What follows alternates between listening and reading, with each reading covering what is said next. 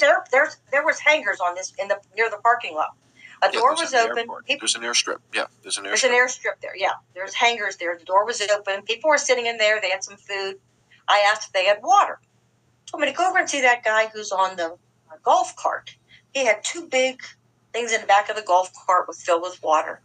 I said, "Oh, thank you so much." I said, "Oh, I was up front and I saw it." He said, "Oh, yeah." He says, "Yeah, there was more than one shooter."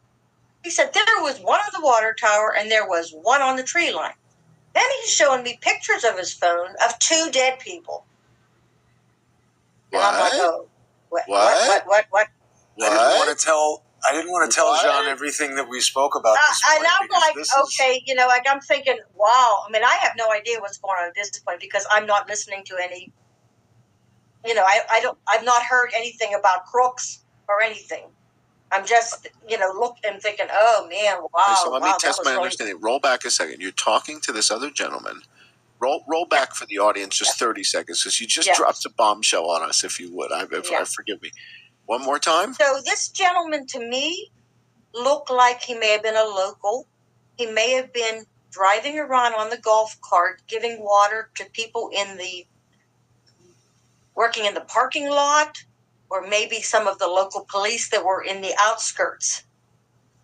He didn't tell me any of that. I'm just, the way he looked and the way he had all that water in there, I'm thinking, he's on this golf, and he looked like he may have been maybe with the volunteer fire department.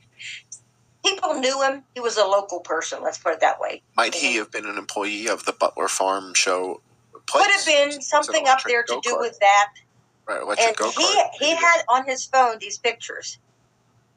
And they were not the picture that I've seen of the other person. How did he get those pictures on his phone? Did he take the pictures? I'm thinking he's driving around somewhere. I don't know. At this point, I'm like flabbergasted. So tell us what he showed you. What did you see on his phone?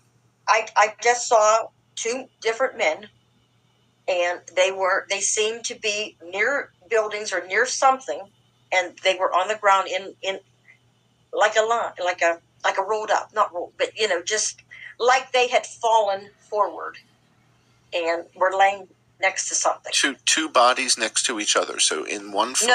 No. They were two separate. They weren't near each other. Okay. They were separated. They were in two different locations. I'm asking clarifying questions. That's why I'm going to ask you. Yes, they were in two different locations, and I'm thinking, okay, wow.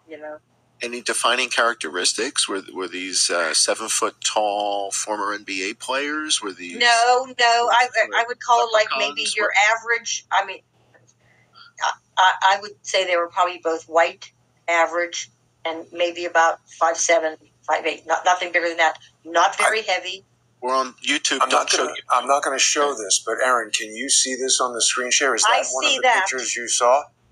I did not see that face. No, okay. I did not see that. Interesting. So that was a picture of Max Yerrick that I just shared with Erin. That was the picture that Roger Stone had tweeted. John, you come just a little bit up on your audio. It's tough to balance two different Zoom guests. This is an incredible story you're telling us, Erin. So this is very clarifying. Remember, it's hearsay from something that somebody said to me.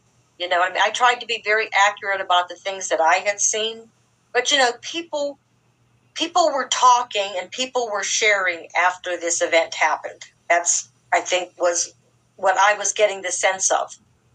And I mean, I at that point, I had no idea how many shooters there were or what was going on. But then when I got home that evening, the one gentleman that I really liked, and if you saw him, he was a red-headed guy. He had a hat on. Because where the parking lot was, there was a street. There was 10 to 12 houses on it. And he was at a party at one of the houses.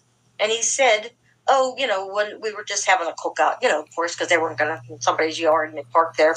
And when they knew Trump was coming on stage, this group had all walked over to hear the speaker.